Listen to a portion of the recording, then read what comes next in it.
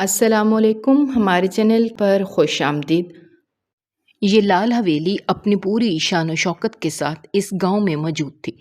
کوئی نہیں جانتا تھا کہ اس نے اپنے اندر کتنے راز چھپا رکھے ہیں۔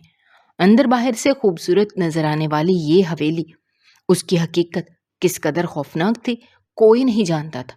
میں جب سے شہر سے واپس آیا تھا، جیسے ہی شام ہوتی تھی تو حویلی کے سارے دروازے بند کر دیے جاتے تھے۔ شام کے بعد حویلی کے کسی بھی فرد کو حویلی سے باہر نکلنے کی اجازت نہیں تھی۔ ایک دو بار میں نے گھر کے ملازموں سے پوچھا تو ان کا یہی کہنا تھا کہ حویلی کے باہر ایک کنواں ہے، کچھ سالوں سے وہاں پر جنات کا سایہ ہے، اور وہ سایہ بہت ہی خطرناک ہے۔ جو کوئی بھی رات کے وقت اس کے قریب جاتا ہے وہ اسے نگل جاتا ہے۔ جانے گاؤں کے کتنے ہی لوگ اس کنویں میں موجود جنات کا نشانہ بن چکے ہیں، اسی لیے ہر کوئی اس کے قریب جانے سے خوفزدہ ہوتا ہے۔ اسی لیے حویلی کے دروازے بھی شام ہوتے ہی بند کر دیے جاتے ہیں۔ مگر میں ان ساری باتوں پر یقین نہیں رکھتا تھا۔ ان ساری کہانیوں نے مجھے عجیب سی کشمکش میں مبتلا کر دیا تھا۔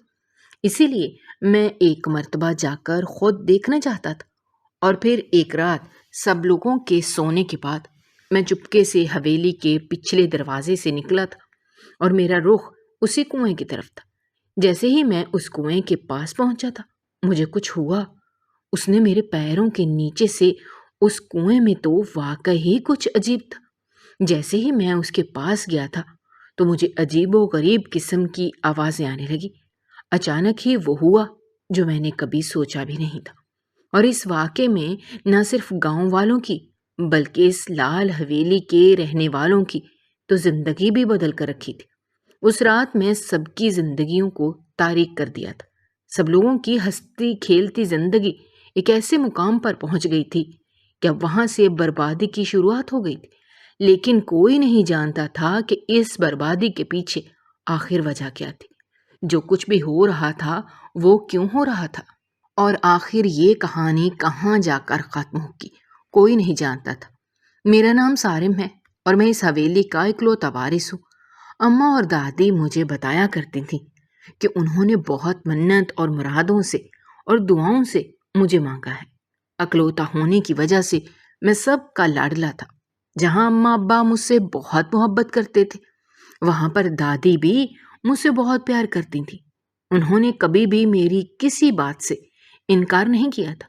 اگر یوں کہا جائے کہ میں ایک شہزادے کی زندگی جی رہا تھا تو اس میں کچھ بھی غلط نہیں تھا۔ ہر چیز میرے کہنے سے پہلے حویلی میں موجود ہوتی تھی، اور ایک ملازمہ جو ہر وقت میرے کاموں کے لیے حویلی میں موجود رہتی تھی۔ مجھے کسی بھی چیز کی ضرورت ہوتی تھی تو وہی ملازمہ میرے سارے کام سنبھالتی تھی۔ مجھے پڑھائی کرنے کا بہت شوق تھا۔ ابا تو نہیں چاہتے تھے کہ میں اتنی محنت کروں۔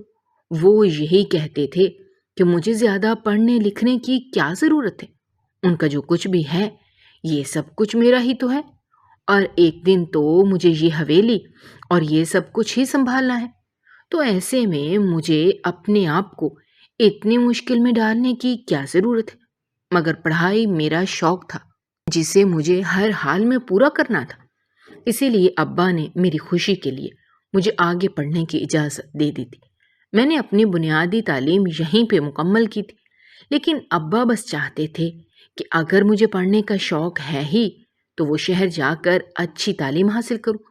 جس طرح گاؤں میں ہماری بہت بڑی حویلی تھی، اسی طرح شہر میں بھی ہمارا اپنا گھر تھا، لیکن گاؤں میں ساری زمینیں تھیں اور پورا گاؤں ہی ہمارا اپنا تھا۔ وہاں کے سارے فیصلے اور سب کچھ میرے ابا سنبھالتے تھے۔ اسی لیے ہم لوگ اسی حویلی میں رہتے تھے جو کہ لال حویلی کے نام سے جانی جاتی تھی۔ سالوں سے ہی ہماری اس حویلی کو لال حویلی کہا جاتا تھا، کیونکہ اس کے باہر کی سب سے بڑی دیوار سرخ رنگ کی تھی، جو کہ میرے دادا کے ابا جان نے کروائی تھی۔ اس کے پیچھے کیا وجہ تھی اور کیوں انہوں نے ایسا کیا تھا، یہ تو کوئی نہیں جانتا تھا۔ بس سب لوگوں کا یہی کہنا تھا کہ انہوں نے کسی مقصد کی وجہ سے ایسا کیا تھا، اس کے پیچھے کوئی بڑی وجہ تھی، اور پھر اس کے بعد سے اس حویلی کو لال حویلی کے نام سے ہر جگہ جانا جاتا تھا۔ شہر والے گھر میں بھی میرے لیے ابا نے ملازموں کا بندوبست کر دیا تھا۔ اماں اور دادی بھی جب بھی شہر کا چکر لگاتی تھی تو میرے پاس رک جاتی تھی۔ میں اسی گھر میں رہ کر اپنی پڑھائی جاری رکھے ہوئے تھا۔ میرا جب جی چاہتا تھا میں سب لوگوں سے ملنے کے لیے گاؤں کا چکر لگا لیتا تھا، لیکن پچھلے کچھ عرصے سے اپنے کاموں کی وجہ سے، پڑھائی کی وجہ سے میرے پاس بالکل بھی وقت نہیں تھا۔ اسی لیے کئی مہینوں سے میں نے گاؤں کا چکر نہیں لگایا تھا۔ اماں ابا سے اور سب لوگوں سے فون پر بات ہو جاتی تھی۔ میری پڑھائی ختم ہونے والی تھی، بس 1 سال باقی تھا، اور میں نے سوچ لیا تھا کہ اب پڑھائی مکمل کر کے ہی میں واپس جاؤں گا۔ اور پھر دیکھتے ہی دیکھتے یہ آخری سال بھی گزر گیا تھا۔ مجھے شہر میں رہتے ہوئے تقریباً 10 سال ہونے والے تھے۔ میں 15 سال کی عمر میں ہی شہر آ کر رہنے لگا تھا، اور میں نے یہیں پر اپنی تعلیم جاری رکھی تھی، اور اب میری ساری پڑھائی مکمل ہو گئی تھی۔ اماں ابا میری کامیابی پر بے حد خوش تھے، اور اماں کو سب سے زیادہ تو خوشی اس بات کی تھی کہ اب میں اپنے گھر واپس آ جاؤں گا اور ان کے ساتھ اسی گھر میں رہوں گا۔ انہوں نے میرے استقبال کے لیے بہت ساری تیاریاں کر رکھی تھیں۔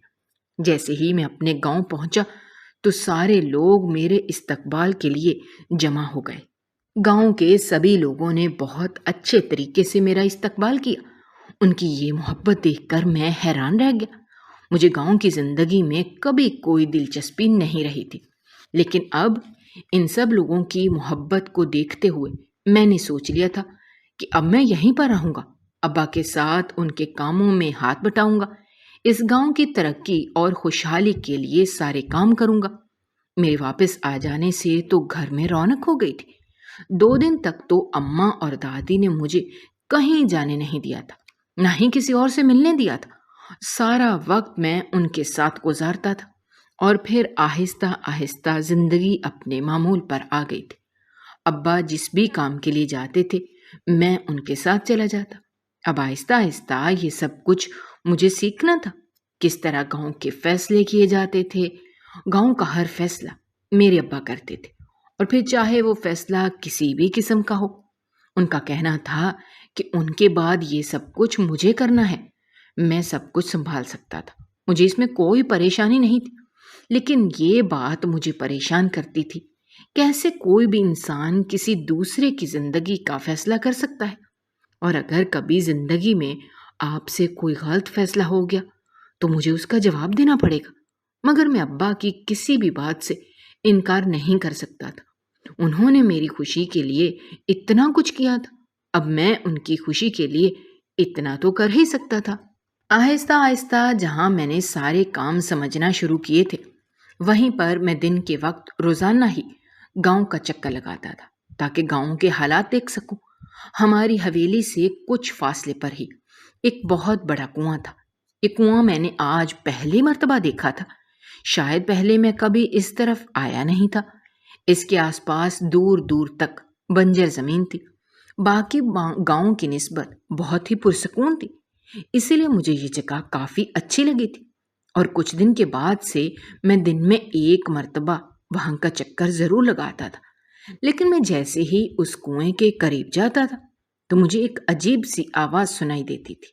ایسا لگتا تھا جیسے کوئی لڑکی مجھے آواز دے رہی ہے، اور جب میں پیچھے پلٹ کر دیکھتا تو دور دور تک کوئی نہیں ہوتا تھا۔ مجھے یہی لگتا تھا کہ شاید یہ میرا وہم ہے۔ میں اپنا وہم سمجھ کر اس بات کو نظر انداز کر دیتا۔ گھر میں نے کسی سے بھی اس بات کا ذکر نہیں کیا تھا۔ ایک دن اسی طرح سے میں اپنے گھر سے نکلا تھا اور اسی جگہ پہنچ گیا تھا۔ اس کنویں کا پانی بہت ہی صاف اور شفاف تھا۔ اگر انسان اس میں جھانک کر دیکھتا تو انسان کو اپنا عکس دکھائی دیتا تھا۔ میں ایسے ہی اس کنویں کے قریب گیا اور میں نے اس کے اندر جھانک کر دیکھا تو مجھے اپنا عکس دکھائی دے رہا تھا، اور پھر اچانک ہی مجھے اپنے ساتھ کسی اور کا چہرہ بھی دکھائی دیا۔ یہ دیکھ کر تو ایک لمحے کے لیے میں خوفزدہ ہو گیا تھا، کیونکہ میں تو یہاں پر اکیلا تھا، یہاں تو دور دور تک کوئی موجود ہی نہیں تھا، تو پھر یہ میرے ساتھ کون ہے؟ جیسے ہی میں نے پیچھے پلٹ کر دیکھا تو ایک آدمی میرے پیچھے سر جھکائے کھڑا تھا۔ جب میں نے اس سے وجہ پوچھی تو کہنے لگا وہ دور سے مجھے یہاں کھڑے دیکھ کر بھاگتا ہوا یہاں تک آیا ہے۔ مجھے اس کی بات کچھ سمجھ نہیں آئی تھی کہ وہ مجھے دیکھ کر کیوں بھاگتا ہوا یہاں آیا ہے۔ جب اس نے مجھ سے کہا کہ چھوٹے مالک آپ فوراً یہاں سے چلے جائیں اور آپ یہاں پر دوبارہ کبھی مت آئیے گا، وہ آدمی ایسا کیوں کہہ رہا تھا؟ میں نے وجہ پوچھی تو وہ چپ ہو گیا۔ میں نے دوبارہ اس سے وجہ پوچھی تو وہ کہنے لگا کہ اس جگہ پر اور اس کنویں پر جنات کا سایہ ہے، اسی لیے گاؤں کا کوئی بھی شخص اس طرف نہیں آتا۔ کچھ سال پہلے ایک بہت بڑا لوہے کا ڈھکن بنا کر اسے بند کر دیا گیا تھا، لیکن جس دن اسے بند کیا گیا تھا اگلے دن وہ ڈھکن یہاں سے غائب تھا اور یہ کنواں خود بخود کھل گیا تھا۔ اس کے بعد جب بھی اسے کسی بھی چیز سے بند کیا جاتا تھا اگلے دن وہ چیز خود بخود اس پر سے ہٹ جاتی تھی، اور پھر لوگوں کو یقین ہو گیا تھا کہ یہاں پر جنات کا سایہ ہے، اسی لیے لوگوں نے یہاں آنا جانا بند کر دیا ہے۔ کوئی یہاں نہیں آتا جاتا، رات تو بہت دور کی بات ہے، دن کے وقت بھی یہاں کوئی نہیں آتا۔ گاؤں کے بہت سارے لوگوں کا کہنا ہے کہ جو کوئی بھی اس کنویں کے قریب جاتا ہے یہ کنواں اسے اپنے اندر کھینچ لیتا ہے، اسی لیے جب اس نے مجھے دور سے دیکھا تو بھاگتا ہوا میرے پاس آیا تھا تاکہ مجھے اس کے قریب جانے سے روک سکے۔ مجھے اس آدمی کی باتیں کافی عجیب لگ رہی تھیں کیونکہ میں ان ساری چیزوں پر یقین نہیں رکھتا تھا۔ میں مانتا تھا کہ جنات موجود ہوتے ہیں، لیکن ایسی کہانیاں میں نے اپنے بچپن میں بہت مرتبہ سنی تھی اور مجھے یقین تھا کہ یہ صرف ایک کہانی ہی ہے، اس میں کوئی سچائی نہیں تھی۔ بس گاؤں والوں نے خواہ میں اپنی طرف سے کوئی بات بنا لی اور پھر اسی کو لے کر سب لوگ بیٹھ گئے تھے۔ ممکن تھا کہ اس کے پیچھے کوئی اور وجہ ہوتی۔ اس آدمی کے چہرے کا رنگ بتا رہا تھا کہ وہ کس قدر خوفزدہ ہے، اسی لیے میں نے بھی اس سے مزید کوئی سوال نہ کیے اور اسے جانے کی اجازت دے دی، جبکہ وہ بار بار مجھے یہاں سے جانے کے لیے کہہ رہا تھا۔ اسی لیے میں نے بھی گھر آنے کا ارادہ کیا۔ میں نے یہی سوچا تھا کہ میں دادوں سے اس بارے میں پوچھوں گا، یقیناً انہیں ساری حقیقت معلوم ہوگی کہ آخر گاؤں والوں نے اس کنویں کے متعلق ایسی باتیں کیوں بنا رکھی ہیں، جبکہ وہاں کا پانی اتنا صاف اور شفاف تھا۔ اس پانی کو استعمال کر کے بہت کچھ کیا جا سکتا تھا، جسے لوگوں نے جنات کا نام دے کر بند کرنے کی کوشش کی تھی۔ اور پھر رات کو میں تھوڑا وقت اپنی دادی کے پاس گزارتا تھا۔ جیسے ہی میں دادی کے کمرے میں گیا اور میں نے باتوں باتوں میں ان سے اس کنویں کا ذکر کیا تو میری دادی کے چہرے کا رنگ ایک لمحے کے لیے اڑ گیا تھا، جسے دیکھ کر میں بہت حیران ہوا۔ وہ کافی پریشان ہو گئی تھی اور انہوں نے مجھے سختی سے منع کیا کہ میں آج کے بعد اس طرف بالکل نہیں جاؤں گا، اور لوگ جو کچھ بھی وہاں کے بارے میں کہتے ہیں بالکل ٹھیک کہتے ہیں، وہاں پر واقعی جنات کا سایہ ہے اور یہ کوئی کہانی نہیں ہے، یہ حقیقت ہے۔ بہت سارے لوگوں نے وہاں پر کچھ دیکھا ہے اور گاؤں کے بہت سارے لوگ اس طرف گئے ہیں، اب دوبارہ کبھی واپس نہیں آئے، اس لیے اب میں وہاں کبھی نہیں جاؤں گا۔ دادی کی باتیں سن کر بھی مجھے کافی حیرت ہوئی تھی، اسی لیے ان سے بحث کرنے کا کوئی فائدہ نہیں تھا۔ میں نے ان سے یہی کہا کہ میں اس طرف کبھی نہیں جاؤں گا۔ یہ کہہ کر میں اپنے کمرے میں آ گیا تھا، لیکن ایک عجیب سا تجسس ہونے لگا تھا کہ آخر اس کنویں کی اصل کہانی کیا ہے۔ میں نے گاؤں کے بہت سارے لوگوں سے اس بارے میں پوچھا تھا۔ میں صرف یہ جاننا چاہتا تھا کہ کیا یہ بات واقعی میں سچ تھی کہ وہاں پر جنات کا سایہ تھا۔ گاؤں میں جس سے بھی اس کنویں کے بارے میں پوچھتا تھا اسی شخص کا چہرہ خوف سے سفید پڑ جاتا تھا۔ لوگوں کی آنکھوں میں خوف مجھے واضح طور پر دکھائی دیتا تھا۔ آخر ایسا بھی کیا تھا وہاں جو سبھی لوگ اس قدر خوفزدہ رہتے تھے؟ اب نہ صرف میرا مقصد اس کنویں کی حقیقت کو جاننا تھا بلکہ لوگوں کے دلوں سے اس خوف کو بھی نکالنا تھا۔ میں جب سے گاؤں آیا تھا میں اپنے گاؤں کی خوشحالی اور ترقی کے بارے میں کچھ نہ کچھ سوچتا رہتا تھا۔ جب سے میں اس کنویں کو دیکھ کر آیا تھا، اس کا پانی بہت ہی صاف اور شفاف تھا، تب سے میں یہی سوچ رہا تھا کہ اس پانی کو استعمال کر کے ہم آس پاس جو بنجر زمین تھی وہاں پر کام کر سکتے تھے، جس سے گاؤں کو بہت فائدہ ہوتا۔ اس طرح سے گاؤں کے بہت سارے لوگوں کو روزگار مل جاتا۔ لیکن گاؤں والوں کا خوف دیکھ کر تو مجھے اپنا منصوبہ ناکام ہوتا دکھائی دے رہا تھا۔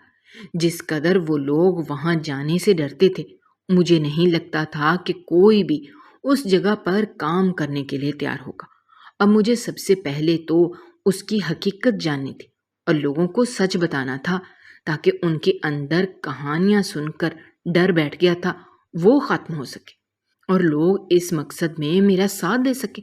کسی ایک شخص نے بھی کوئی الگ بات نہیں کی تھی، سب لوگوں کا یہی کہنا تھا۔ میں نے گاؤں کے بہت سارے لوگوں سے اس بارے میں بات کی تھی اور سب کا جواب ایک ہی تھا۔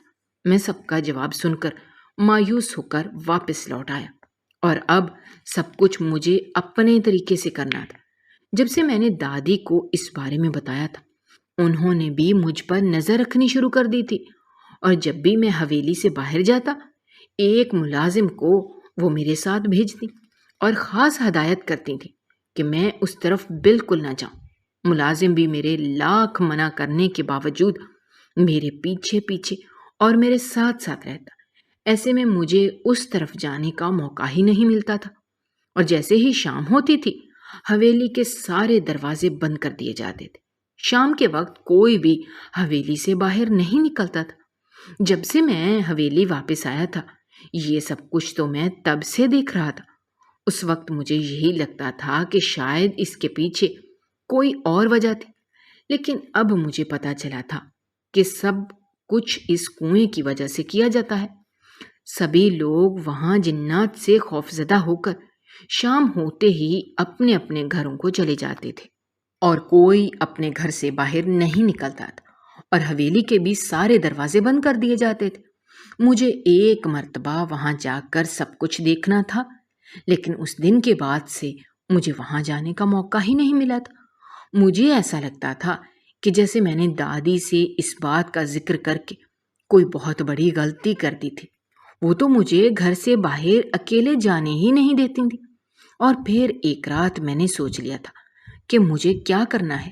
میں حویلی میں سب لوگوں کے سونے کا انتظار کرنے لگا تھا۔ جیسے ہی مجھے اس بات کا یقین ہو گیا تھا کہ حویلی میں سب لوگ سو چکے ہیں، میں نے حویلی سے باہر جانے کا ارادہ کیا۔ میں اس بات سے بے خبر تھا کہ آنے والا وقت ہم لوگوں کے لیے کتنی بڑی مصیبت لانے والا تھا۔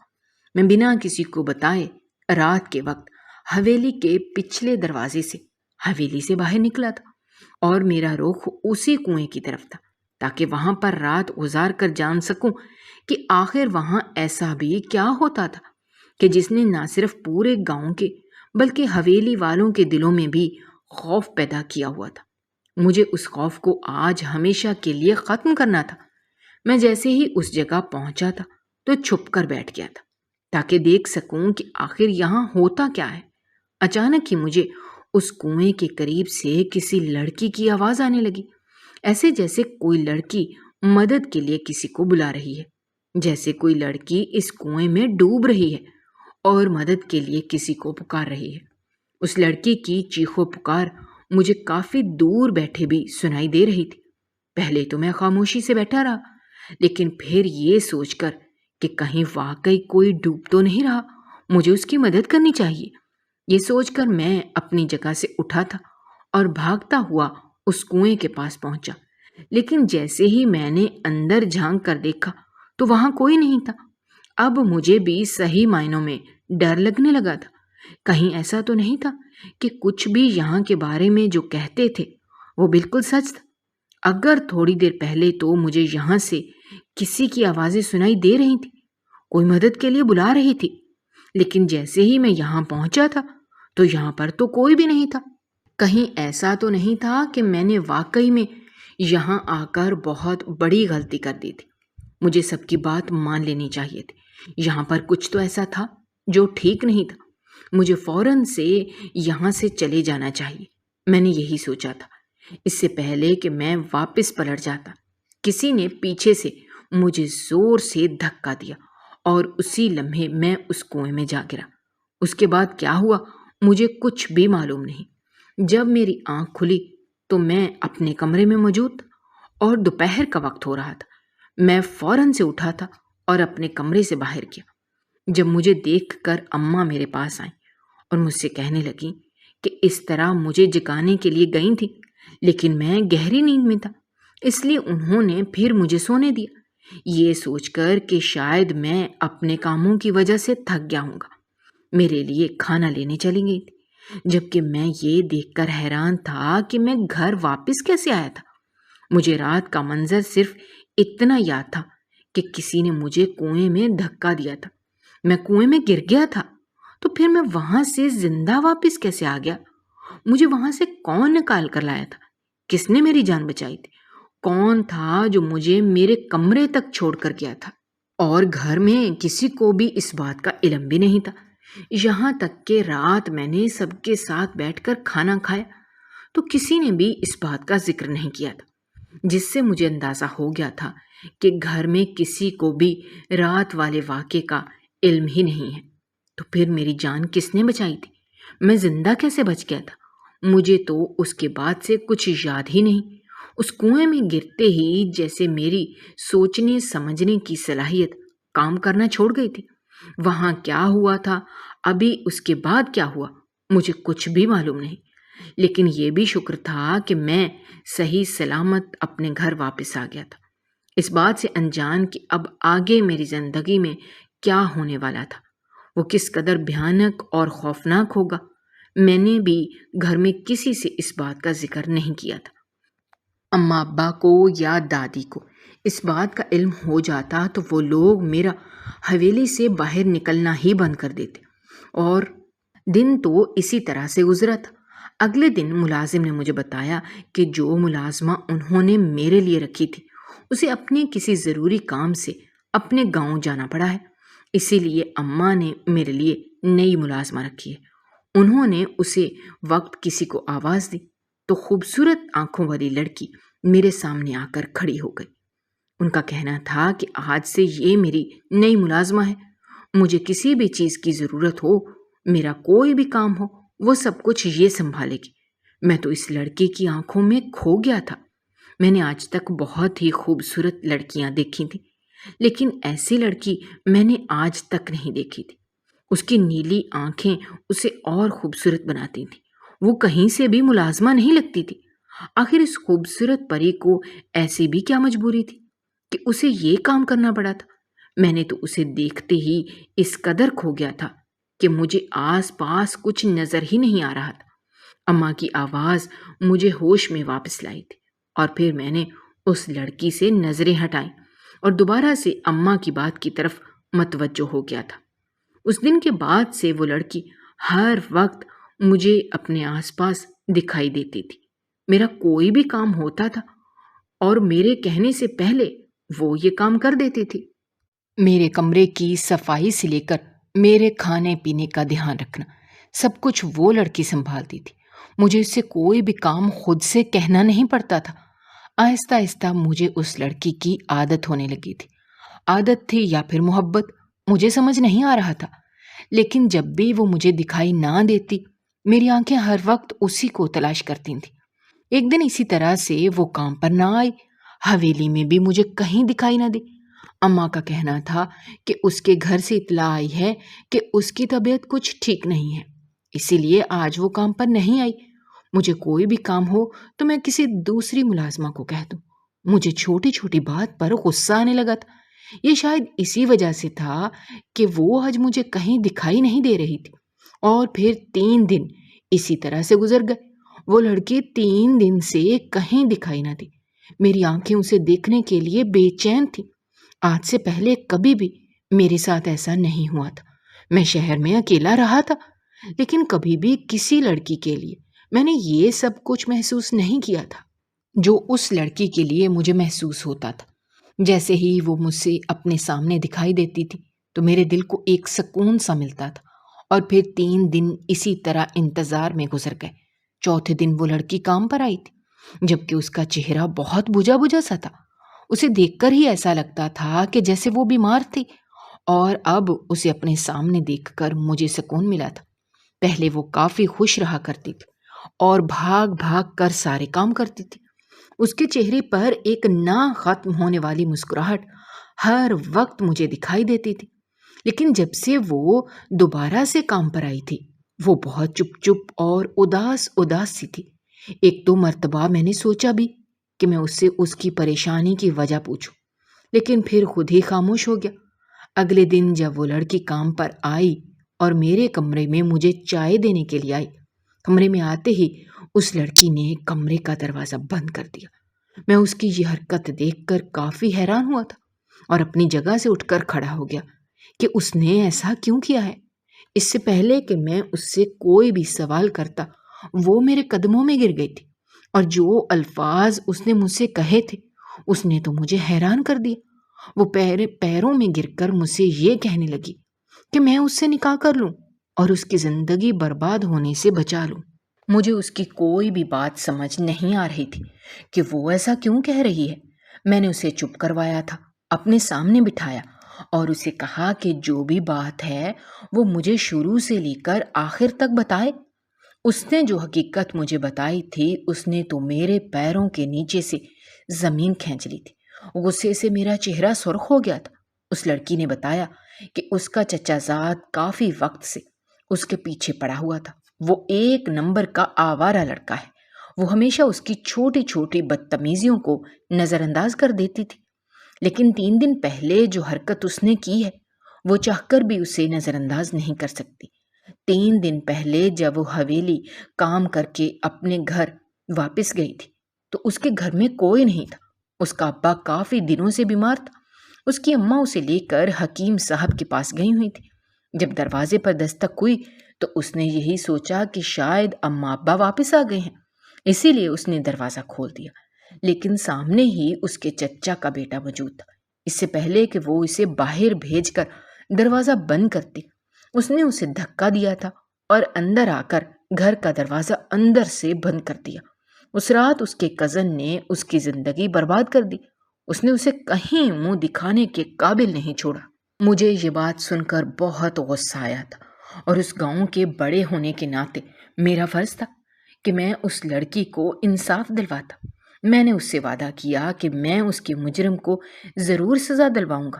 میرا اتنا ہی کہنا تھا کہ وہ لڑکی مزید پھوٹ پھوٹ کر رونے لگی اور کہنے لگی کہ اگر یہ بات کسی کو بھی معلوم ہوئی تو کوئی بھی اس کے چچا کے بیٹے کو غلط نہیں کہے گا۔ وہ لڑکا اپنی بات سے مکر جائے گا اور سارا الزام اسی پر آ جائے گا۔ سب لوگ اسے غلط نظروں سے دیکھیں گے، اس کے کردار پر انگلی اٹھائیں گے، جبکہ وہ ایسا نہیں چاہتی۔ اسی لیے تو وہ مجھ سے مدد مانگ رہی ہے۔ اسے امید ہے کہ میں اس کی مدد ضرور کروں گا۔ میں بس اس سے نکاح کر کے اسے ذلت سے بچا لوں۔ وہ حویلی کے کسی کونے میں پڑی رہے گی، وہ ساری زندگی میری خدمت کرتی رہے گی، کبھی مجھ سے کوئی حق نہیں مانگے گی۔ میں چاہے تو کسی بھی دوسری لڑکی سے دھوم دھام سے شادی کر سکتا ہوں، بس میں اس سے نکاح کر کے اسے پناہ دے دوں۔ وہ اپنے ماں باپ کی نظروں میں اور سب کی نظروں میں گرنا نہیں چاہتی، جبکہ اس میں اس کا کوئی قصور بھی نہیں ہے۔ مجھے سمجھ نہیں آ رہا تھا کہ میں کیا کروں۔ اس کے ساتھ ہی اس کا کہنا تھا کہ جو کچھ اس کے کزن نے اس کے ساتھ کیا ہے وہ حاملہ ہو گئی ہے۔ اگر ایسے میں یہ بات کسی کو بھی پتہ چلی تو وہ بنا شادی کے حاملہ ہے تو سب لوگ اسے غلط سمجھیں گے۔ میں اس سے نکاح کر کے اسے اپنا نام دے دوں، اور اگر میں نے اس کی بات نہ مانی تو پھر اس کے پاس ایک ہی حل ہے کہ وہ اس کنویں میں کود کر اپنی جان دے دے گی۔ وہ لڑکی مجھے اچھی لگتی تھی اور کہیں نہ کہیں میرے دل میں اس کے لیے محبت بھی تھی۔ اس کے ساتھ جو کچھ بھی ہوا تھا وہ ٹھیک نہیں تھا۔ میں اس کے مجرم کو سزا دینا چاہتا تھا، لیکن اس کی وجہ سے میں خاموش ہو گیا تھا اور میں نے اس سے نکاح کرنے کا فیصلہ کر لیا۔ اور جیسے ہی میں نے یہ بات حویلی والوں کے سامنے کہی تھی، کوئی بھی میری بات ماننے کے لیے تیار ہی نہیں تھا، لیکن کیونکہ میں سب کا لاڈلا اور اکلوتا تھا، میں نے بھی ٹھان لی تھی کہ مجھے شادی کرنی ہے تو اسی لڑکی سے کرنی ہے، اور اگر کسی نے میری بات نہ مانی تو میں سب کچھ چھوڑ کر شہر واپس چلا جاؤں گا۔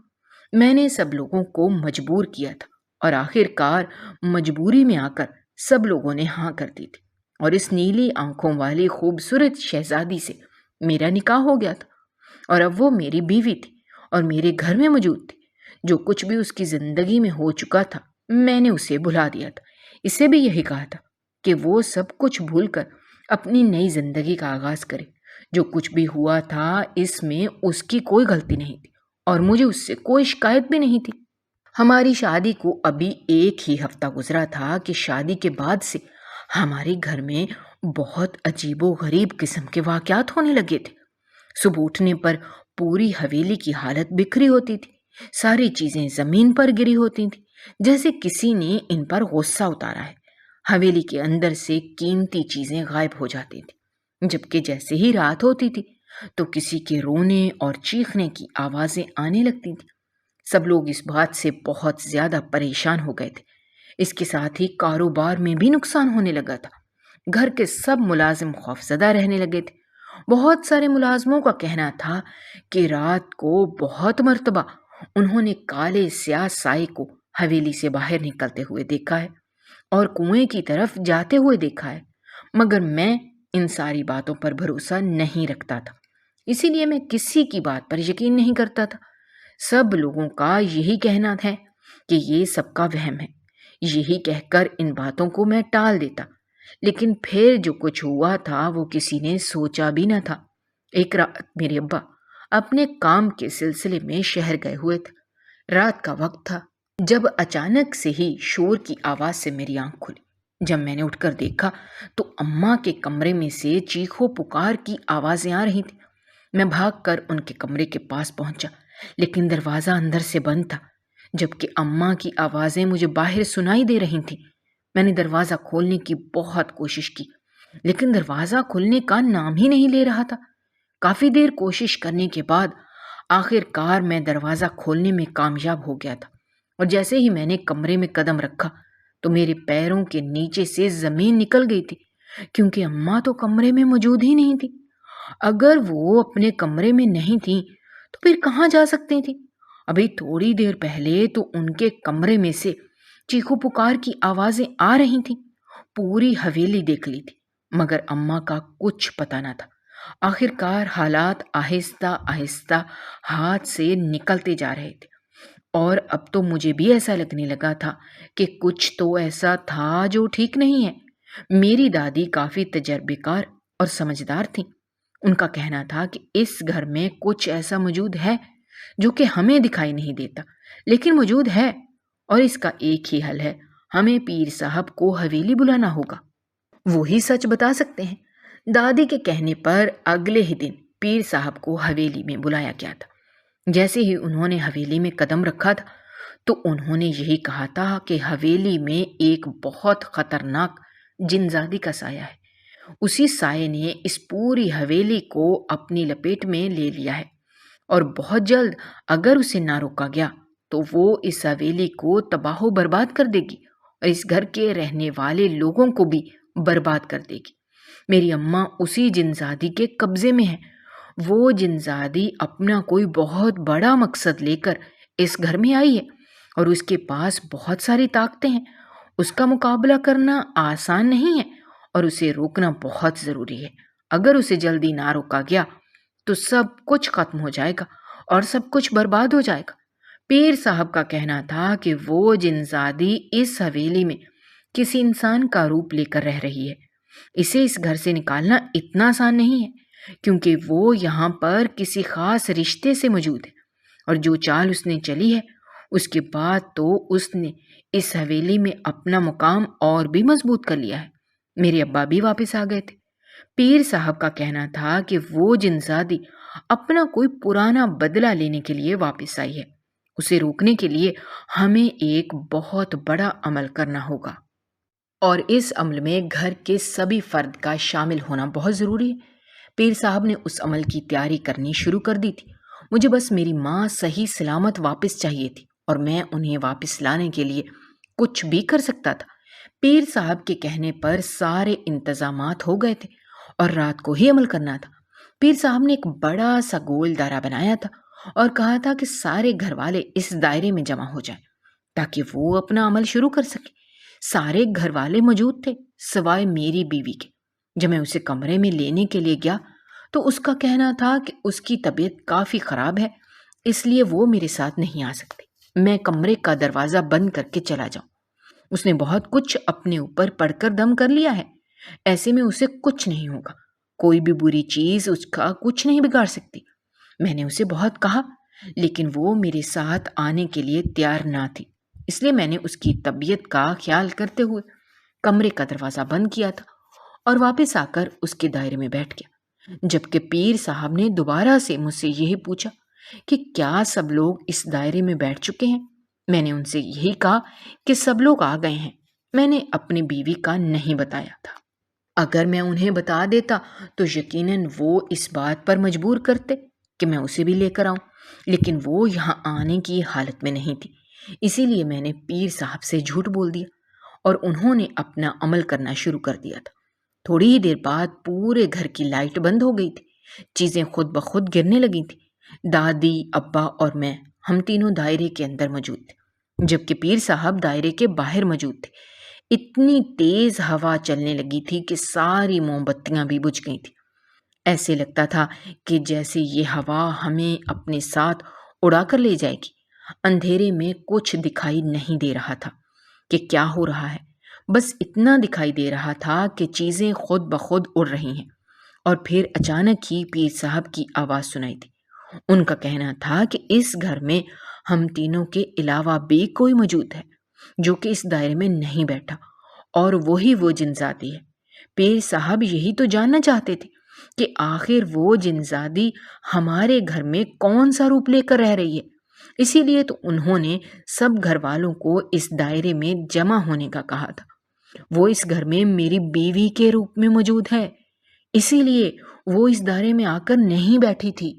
اور وہ جس مقصد کے لیے یہاں آئی ہے، اس سے پہلے کہ پیر صاحب پوری بات کہتے، اچانک ہی ان کی خوفناک چیخ سنائی دی، اور اس کے بعد ساری آوازیں آنا بند ہو گئی۔ سب کچھ اپنی جگہ پر تھم گیا تھا۔ جیسے ہی لائٹ واپس آئی تھی تو سامنے ہی پیر صاحب زمین پر گرے پڑے تھے اور ان کے منہ سے خون بہہ رہا تھا۔ اس جنزادی نے پیر صاحب کی جان لے لی تھی۔ میں فوراً سے بھاگ کر اپنے کمرے میں گیا تھا، جہاں پر میری بیوی موجود نہیں تھی، اور اب مجھے ساری بات سمجھ آنے لگی تھی۔ وہ لڑکی جس سے میں محبت کرنے لگا تھا، حقیقت میں وہ جنزادی تھی۔ لیکن اس کی ہم لوگوں سے کیا دشمنی تھی؟ وہ کیا چاہتی تھی جس کے لیے وہ یہ سب کچھ کر رہی تھی؟ اور اب تو پیر صاحب بھی نہیں رہے تھے جو ہماری مدد کرتے۔ میں سب کچھ اپنی آنکھوں کے سامنے اس طرح سے برباد ہوتا نہیں دیکھ سکتا تھا۔ مجھے کچھ نہ کچھ تو کرنا تھا۔ اتنا تو مجھے اندازہ ہو گیا تھا کہ ماضی میں ضرور کچھ ایسا ہوا تھا جو میں نہیں جانتا تھا، جس کی وجہ سے ہی یہ سب کچھ ہو رہا تھا۔ یہ ساری حقیقت وہ جنزادی ہی مجھے بتا سکتی تھی کہ آخر وہ کس چیز کا بدلہ لینے کے لیے آئی تھی۔ اور پھر میں رات ہونے کا انتظار کرنے لگا۔ مجھے اسی کنویں پر جانا تھا۔ میں جانتا تھا کہ وہ مجھے اسی کنویں پر ملے گی، اور اس رات جو میرے ساتھ واقعہ ہوا تھا، یہ سب کچھ اسی سے جڑا ہوا تھا۔ اس کے بعد ہی وہ میری زندگی میں داخل ہوئی تھی۔ دادی کے منع کرنے کے باوجود میں وہاں پہنچ گیا تھا، کیونکہ مجھے اپنی ماں کی زندگی سب سے زیادہ عزیز تھی۔ اس کنویں کے پاس جا کر میں نے اسے بلانا شروع کیا تھا۔ اسے یہی کہا تھا کہ وہ جس بھی مقصد کے لیے میری زندگی میں آئی تھی، اسے واپس آ کر مجھے سب کچھ سچ بتانا ہوگا، اور میں سچ جانے بغیر یہاں سے نہیں جاؤں گا۔ تھوڑی ہی دیر بعد وہ خوبصورت لڑکی میرے سامنے موجود تھی، اور پھر اس نے مجھے ماضی کی وہ کہانی سنانی شروع کی تھی جس کی وجہ سے وہ یہ سب کچھ کر رہی تھی۔ اس نے مجھے بتایا کہ آج سے 10 سال پہلے میرے ابا نے ایک معصوم لڑکی پر بہت ظلم کیا تھا۔ وہ لڑکی اسی گاؤں کی تھی۔ وہ بہت ہی خوبصورت تھی اور معصوم بھی تھی۔ غریب لوگ تھے۔ لڑکی کی ماں ہماری حویلی میں ملازمہ تھی۔ ایک دن وہ بیمار پڑ گئی تو اس نے اپنی بیٹی کو حویلی بھیج دیا۔ میرے ابا کی اس پر نظر پڑ گئی تھی، اور میرے ابا اس کے پیچھے پڑ گئے تھے۔ میرے ابا اسے حاصل کرنا چاہتے تھے، جبکہ وہ لڑکی میرے ابا سے عمر میں کئی سال چھوٹی تھی۔ اس وقت میرے ابا کے سر پر جنون سوار ہو گیا تھا، اور وہ صحیح غلط سب کچھ بھول چکے تھے۔ جب اس لڑکی کے گھر والوں کو اس بات کا علم ہوا تو انہوں نے فوراً ہی اس کی شادی طے کر دی تاکہ وہ اپنے گھر چلی جائے۔ اور جب میرے ابا کو اس بات کا علم ہوا تو میرے ابا نے راتوں رات ان کا پورا خاندان تباہ و برباد کر دیا۔ سارے گھر والوں کو مار دیا تھا اور اس لڑکی کو اٹھا کر گھر لے آئے تھے اور اسے اپنی ہوس کا نشانہ بنایا۔ وہ لڑکی اتنے سارے دکھ ایک ساتھ برداشت نہیں کر پائی تھی۔ اس کے پاس بچا ہی کیا تھا؟ گھر والے بھی مار دیے گئے تھے اور عزت بھی نہیں بچی تھی۔ اس لڑکی نے اسی کنویں میں چھلانگ لگا کر اپنی جان دے دی تھی۔ اس جنزادی کا کہنا تھا کہ وہ کئی سالوں سے اسی کنویں میں رہتی ہیں۔ جب اسے اس بات کا علم ہوا تو اس نے سوچ لیا تھا کہ وہ حویلی والوں سے اس بات کا بدلہ ضرور لے گی، اور پھر جب وہ اس معصوم لڑکی کا بدلہ لینے کے لیے حویلی میں آئی تھی تو حویلی والوں کو اس بات کا علم ہو گیا تھا، اور لال حویلی والوں نے اس جنزادی کو اس کنویں میں قید کروا دیا تھا۔ وہ اس قید سے ایک ہی صورت میں نکل سکتی تھی، اگر وہ حویلی کے اکلوتے وارث کی اولاد کو جنم دیتی۔ اسی رات اس نے مجھے کنویں میں پھینکا تھا اور اپنا مقصد پورا کر لیا تھا، اور وہ آزاد ہو کر میرے گھر آ گئی تھی۔